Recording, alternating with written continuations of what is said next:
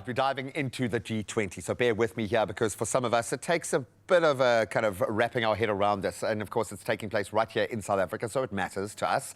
Global leaders are talking about sustainability, about resilience, that's very South African, and how economies can adapt to climate change. But for many South Africans, those big conversations are already part of daily life. It's our lived experience, from power cuts to water stress to rising costs, that test our resilience at home and at work and in those public spaces. Well, today we are zooming in on the everyday solutions that make a real difference. Simple habits that save money, maybe cut waste and keep families and small businesses going strong. And joining us is Tegan Jibbo, a climate researcher and communicator who works in sustainable fashion and campus sustainability at UCT, to unpack what practical resilience actually looks like and what really sticks. Well, hopefully will stick. Tegan, thank you so much for doing what you do. Yeah. I love it, man. You must love this time of the year because this really does get the world to lean into what you lean into every day. So how are you, first of all? I'm great. I'm happy to be here. Sun's out. It is? It's just so exciting. I went for a free dive yesterday. It's amazing. Oh, you are living the life because it matters, because Exactly. we have the gift of being able to go and do free dives. Because Do we the live mountain, on do this, the ocean, we get it all. Exactly. In this beautiful blue planet that we have, that we Exactly. have to look after. Yes. So resilience for South Africans, it's part of our RSA.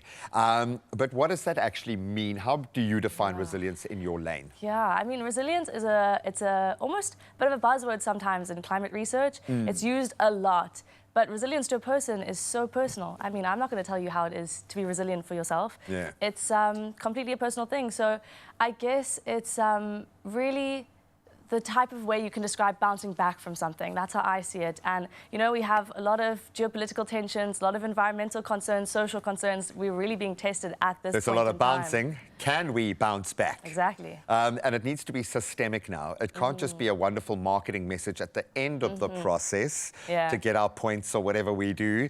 It's got to be in the ground bed of what we are doing. So maybe without naming brands, give us an example of how this works. Where is this kind of, where are we getting it right? Yeah, I mean, I'm a huge advocate for showing that climate change is linked to everything. Climate change is going to impact everything already.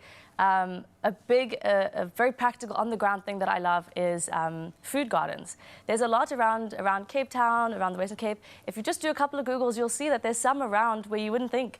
And what that does is it helps us realize and connect that our food comes from the ground.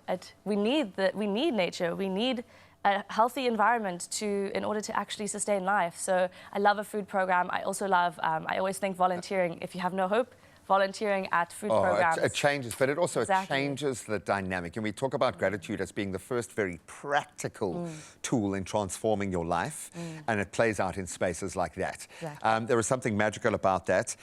We also, unfortunately, work in a very grey area, and I can say that being in the most commercial of spaces here. We eco-wash, or green-wash is maybe a great way of saying that. So how do we discern who is getting it right and not? Surely it starts with educating ourselves. Exactly, exactly. It's as simple as it sounds, awareness. If it sounds too good to be true, it likely is. And if you think it's greenwashing, like, a lot of the time it is actually greenwashing. Trust your guts, Quick Google. It takes 2 seconds in store. Yeah, it's really all about that awareness. Because we are also looking to justify our choices a lot of the time. Confirmation bias just seems to set the framework for most of how humans make it okay to do the things wrong that we do.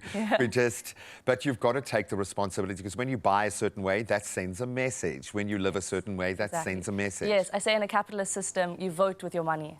Yeah. Wow. Yeah. You can be dropping bombs like that today. I've got more. But I like that. It's a very student approach to just stand up, put your fist up and scream it. But I love that this is born out of a student mindset, because that's where the real critical thinking needs to be happening, because you are the custodians of the system. So what is UCT doing in this space? How have you found your little tribe? Yeah, I mean, it's so funny that you bring it up. I'm a research assistant just at UCT. It's so fun getting to work with different researchers on different projects.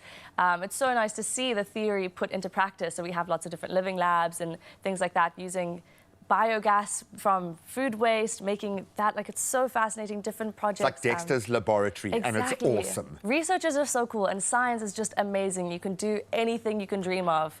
It's just brilliant. I love that. Any advice for those of us who are wanting to live on the right side of this equation?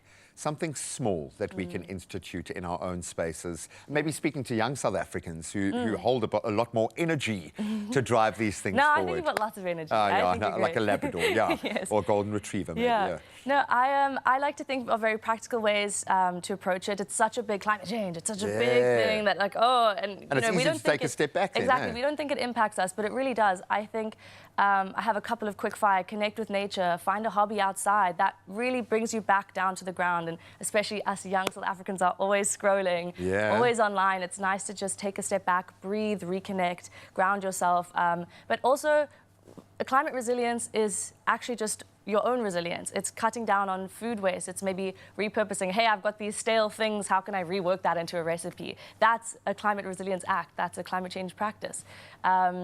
Switching your lights off like our parents told us. It's basic, but it works. It's basic and it saves you money for a reason. as well, which is going to help. And that's my point. Sustainability has this perception, but it also can save money. Yeah, to look good, it starts to look like thrive, not sustain. And that's the joy of it. Once you plug into our kind of communities with our mindset, I love that. So for you, when you go free diving, I'm assuming, because that's how you connect, being able to do that sort of thing. But when you do find that connection to the planet again, because you've chosen to make this your life's purpose, where does that come from? What is it about this connection to Earth that drives you? Yeah, I mean, I guess when you become aware of the truth of how the world works and the different systems that are set up, you see things like climate refugeeism and all of those things that are happening more and more and more.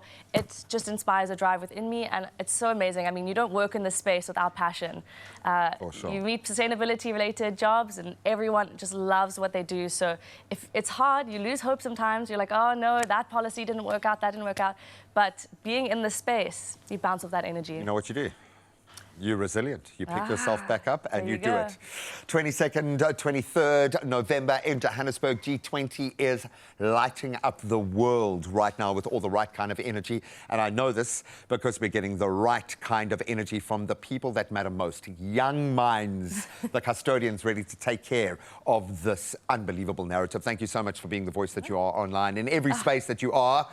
Give us some, if you can and you know her today in class, give her a big hug, especially while she's doing some crazy research this morning. Absolutely love that. Thank you so much. Wonderful perspective. It's my feel-good breakfast show. Welcome back as we take a deep breath. In fact, the whole world ahead of the G20 summit unfolds here in South Africa.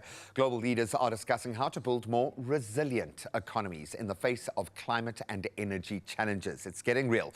But on the ground, South Africans have already been finding our own ways to adapt. We are resilient. Tegan is back with us, diving into some practical steps and more that households and small businesses, especially in the fashion space, can take to cope with power cuts, water limits, rising costs, but maybe therein find their key, find their hook, find that magic that turns small businesses into something special. And that's what South Africa needs. And we've got this beautiful roadmap of challenges to apply solutions, which are products in my mind. There are so many ways to look at this. Maybe we can jump off, because you're great with the practical elements here.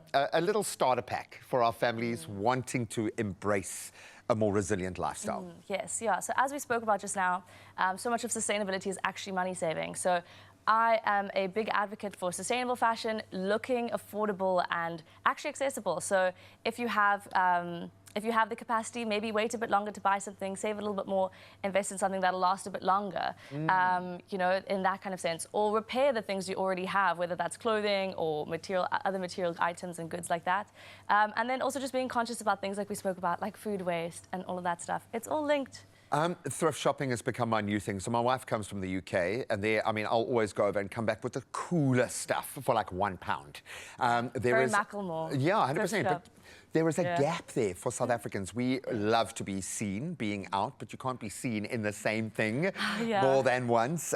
This is a happy place for you. So talk me within the fashion space, the opportunity to build on this notion. Oh, goodness. I could talk about this for ages. Watch the eyes light up. Yes. Personal style is something that is so unique to each person. And I mean, with things like trends and stuff like that, we always see, oh, okay, we must look like that, we must dress like that. But there's so much, I mean, clothing is so much more than just clothing. It's identity, it's expression. I think taking the time to understand what you like, what suits you, what you feel you're best in. You know, that's also a sustainable fashion practice. Build around that. Exactly. I love that. And if you think about it, the change makers, those that are setting the trends, are often Exactly. doing that. Yes. Think of young Mr. Smith cutting up a house and putting it on his head. But you can push the boat out. I like that. For small businesses, cash flow is obviously king. So when you can start to save the cents, it can make a big difference. But you often forget that you're setting the groundwork to grow into a bigger concern. So you want to have that bedrock down there. Yes. How can we as a small business lean into this space? What recommendations? Yeah, so you know what? I have a bit of a left field answer. The thing that came up in a lot of my thesis interviews was that a lot of small businesses end up failing within the first couple of years because they don't focus on longevity. They try to do too much too soon. It's all about the idea. Exactly, exactly. So I think really prioritize that longevity, that economic sustainability, and then slowly incorporate things. You know, you don't want to do too much too soon and then fall over and fail. Rather slowly incorporate, and I always recommend looking at energy because you never know when load shedding is going to hit again. Oh, for sure, and that can cost you at critical moments. Exactly. And there are a lot more solutions available now that feed into better technology for your company in other spaces. So the joy of crossing this digital divide now, it's a fast forward. And in a country that has so much space for social development and growth, so much necessity, I think technology can really help. There are certain things we just can't run away from in this country, water being one of them. There's something we can certainly lean into for new solutions, but also more we can do for ourselves. This is kind of like giving South Africans a way to just feel a bit better about life. It's true, it's true. And I mean, South Africa is so unique as a microcosm of a place to do things. I mean, we have all these pressures that encourages actually a sustainable approach to things. And how have we been surviving? Yeah, no, it's true. But we have so many opportunities. I see the challenges in a lot of ways can be an opportunity to learn from and adapt our businesses and our policies and our systems. And keep it there. Make that the baseline and keep moving forward. Can you still do a 2-minute shower? Listen, I With a was bucket? trained. I can do it. My friends are always very impressed. When we go camping, they always, yo, Tegan, you in, you out. Yeah, it's because I'm from Cape Town. Yeah, as long as I've got my bucket to stand in, I am fine. I'm good. I love that.